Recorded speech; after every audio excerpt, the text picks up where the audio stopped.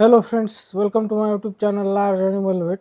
Vaccination यानी कि जिसे हम टीका लगाना कहते हैं, तो वैक्सीनेशन एक बहुत ही इम्पॉर्टेंट रोल प्ले करता है पशु की हेल्थ में।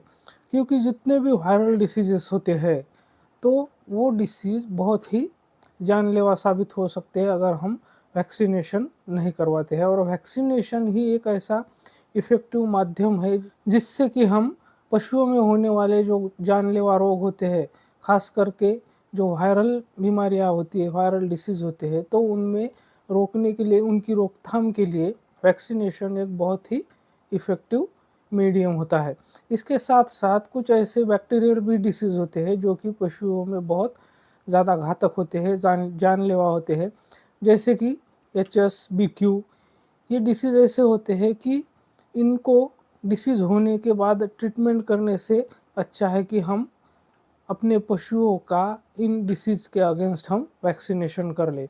और जो भी वायरल डिसीज़ है, जैसे कि रेबीज़ है, बकरियों में PPR है, जो कैटल है उनमें FMD है, तो ऐसे बहुत सारे वायरल डिसीज़ भी है और बैक्टीरियल डिसीज़ भी है। तो इनके अगेंस्ट हमें वैक्सीनेशन करवा लेना ही सबसे बेस्ट तरीका होता है। तो आज हम बात करेंगे कि वैक्सीनेशन के दौरान, वैक्सीनेशन के पहले, वैक्सीनेशन के टाइम या वैक्सीनेशन के कुछ समय तक हम कुछ ऐसी गलतियां करते हैं जिसके वजह से वैक्सीनेशन फेल्योर होता है। तो आज हम इसी टॉपिक पर बात करेंगे कि वैक्सीनेशन के दौरान या वैक्सीनेशन से कुछ समय पहले तक, वैक्सीनेशन से कुछ समय बाद तक हमें ऐसी कौन सी गलतियां नहीं करनी है जिससे कि हम वैक्सीनेशन फेल्योर को अवॉइड कर सकते हैं। तो आज का जो हमारा टॉपिक है वो है वैक्सीनेशन डूज एंड डोंट, यानी कि वैक्सीनेशन के दौरान हमें क्या करना चाहिए, क्या नहीं करना चाहिए। तो इसी के बारे में आज मैं आपको कुछ पॉइंट्स बताऊंगा जिससे कि वैक्सीनेशन फेल्यूर के चांसेस बहुत कम हो जाएंगे। लेकिन उससे पहले अगर आप मेरे चैनल से नए जुड़े हैं या अभी तक आपने मेरा चैनल सब्सक्राइब नहीं किया है, तो प्लीज़ मेरे चैनल को लाइक, शेयर और सब्सक्राइब करें। साथ में बेल वाला आइकन दबाकर ऑल वाला ऑप्शन भी चुनें, ताकि भविष्य में आने वाली हर वीडियो की नोटिफिकेशन आपको समय समय पर मिलती रहे।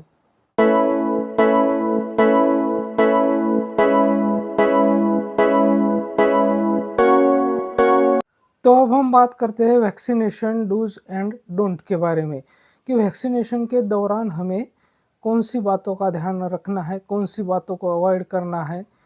तो सबसे पहला जो पॉइंट मैं आपको बताने जा रहा हूँ वैक्सीनेशन डूज एंड डोंट का, तो वो सबसे पहला पॉइंट है कि जब भी हमें वैक्सीनेशन करना होता है, तो उससे पहले हमें जिन पशुओं में वैक्सीनेशन करवाना होता है उनका जो एक्टोपैरासाइट लोड होता है, एक्टोपैरासाइट्स जो भी होते हैं उनके बॉडी के ऊपर, तो उनको सबसे पहले हमें रिमूव करना है। जैसे कि हम जो डेल्टा मेथ्रीन, साइफर मेथ्रीन जो यूज़ करते हैं एक्टोपैरासाइट्स को मारने के लिए, तो उसका हमें वैक्सीनेशन से पहले स्प्रे करवा लेना है, ताकि हमारा जो वैक्सीनेशन है वो इफ़ेक्टिव हो जाए।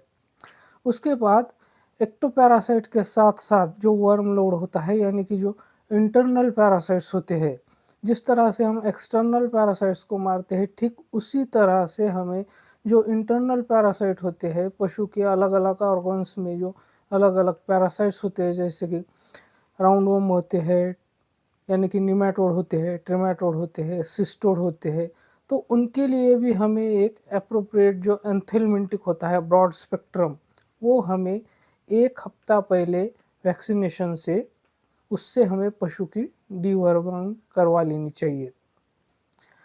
वैक्सीनेशन से पहले जो इसेंशियल विटामिन्स, मिनरल्स होते हैं, वो हमें अपने पशुओं को देने चाहिए, पशुओं को थोड़ा हेल्दी बनाना चाहिए। क्योंकि पशु अगर हेल्दी रहेगा तो जो इम्यूनिटी है वो सॉलिड डेवलप होगी। इसलिए हमें इस बातों का भी ध्यान रखना होता है, जो एनिमल वीक होते हैं उनमें अच्छी तरह से इम्यूनिटी डेवलप नहीं हो पाती है। तो इसीलिए अगर हम पशु को हेल्दी बनाते हैं, हेल्दी रखते हैं, उसको विटामिन्स, मिनरल्स वैक्सीनेशन के पहले से अगर हम देते हैं, तो उसमें इम्यूनिटी भी अच्छी डेवलप होगी। इसके साथ साथ जो वैक्सीनेशन है वो कभी भी हमें बीमार पशुओं में नहीं करवाना है, या फिर जिस बीमारी के लिए हम वैक्सीनेशन कर रहे हैं अगर वो बीमारी के लक्षण पहले से ही पशु में दिख रहे हैं तो उस पशु का हमें वैक्सीनेशन नहीं करना है। कभी भी वैक्सीनेशन जो है वो हेल्दी पशुओं में, हेल्दी बर्ड्स में ही करवाना है।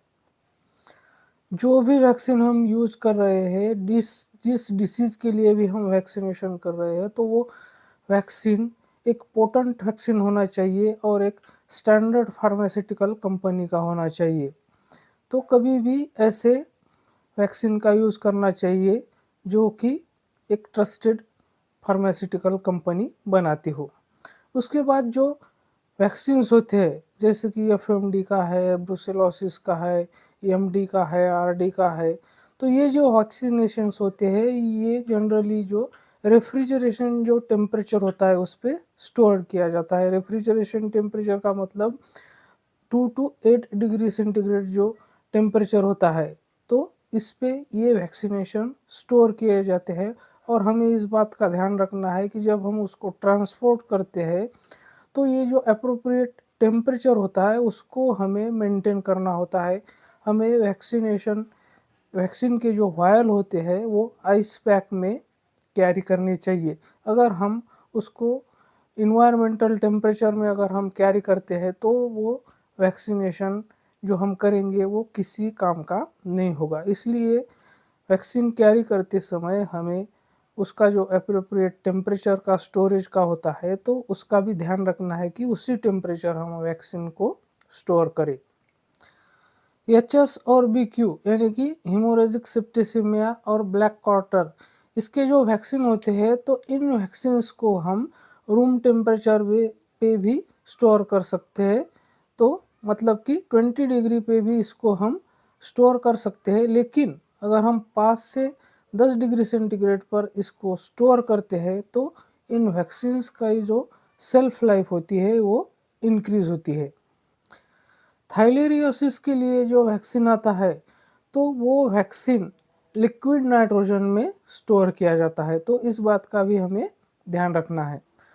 वैक्सीनेशन का जो डोज होता है और जो रूट होता है वो स्ट्रिक्टली हमें फॉलो करना होता है, जो कि मैन्युफैक्चर कंपनी होती है उनके इंस्ट्रक्शन के अनुसार उन्होंने जो डोज दिया है, जो रूट दिया है, उसी रूट से उसी डोज से हमें उस वैक्सीन को लगाना है। इस बात का भी हमें ध्यान रखना है। जब हम अपने पशुओं को वैक्सीनेट करते हैं यानी कि जब हम वैक्सीन लगाते हैं तो जितना भी पूरा जो हर्ड होता है, हमारे पास जितने भी पशु होते हैं उन सभी पशुओं का वैक्सीनेशन हमें एक साथ करवाना चाहिए। ऐसा नहीं कि 10 पशुओं का हमने आज कर दिया, 15 पशुओं का 2 दिन 4 दिन बाद कर रहे हैं, ऐसा नहीं करना है। हमें जितने भी हमारे पास एनिमल है उन सबका वैक्सीनेशन हमें एक बार में ही करना है।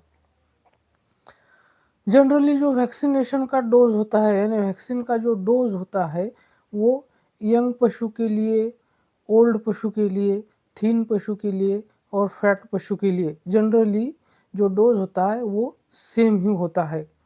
यानी कि अगर बछड़ों में या एडल्ट कैटल में अगर हमें वैक्सीनेशन करना है तो दोनों में भी यूजुअली जो डोज होता है वैक्सीन का सेम ही होता है। अगर पशु बहुत ज़्यादा थिन है, पतला है या बहुत ज़्यादा फैट है तो उनमें भी वैक्सीनेशन का यानी कि वैक्सीन का जो डोज होता है वो सेम ही होता है। वैक्सीनेशन हमें कभी भी कूल आवर्स में करनी चाहिए, जैसे कि मॉर्निंग का टाइम है या इवनिंग का टाइम है। कभी भी वैक्सीनेशन हमें जब इन्वायरमेंटल टेम्परेचर हाई होता है तब नहीं करना चाहिए। वैक्सीनेशन करते समय जो नीडल सिरिंज हमें अगर स्टरलाइज करनी होती है तो कभी भी हम उसको बॉइलिंग वाटर में स्टरलाइज करना है। उसको कभी भी हमें जो केमिकल स्टरलाइज़र होते हैं उनका यूज़ करके उनको स्टरलाइज नहीं करना है। इसके साथ साथ जैसे कि जो स्पिरिट होता है, टिंचर आयोडीन होता है, तो जब हम वैक्सीन लगाने जाते हैं तो जहाँ पर वैक्सीन लगाते हैं वो साइड हम स्पिरिट या टिंचर आयोडीन लगाकर हमें कभी प्रिपेयर नहीं करनी चाहिए। जहाँ वैक्सीन लगाना है वहाँ स्पिरिट या टिंचर आयोडीन हमें नहीं लगाना है, खास करके जब हम लाइव वैक्सीन लगा रहे होते हैं। दो अलग अलग वैक्सीन कभी भी हमें एक साथ मिक्स नहीं करने हैं। इसके साथ साथ जो रिकॉन्स्टिट्यूटेड वैक्सीन होते हैं तो उस वैक्सीन को हमें जितना जल्दी हो सके उतना जल्दी उसको लगा देना चाहिए, मतलब कि विदिन 2 आवर्स 2 घंटे के अंदर अंदर वैक्सीनेशन हमें कंप्लीट कर देना चाहिए।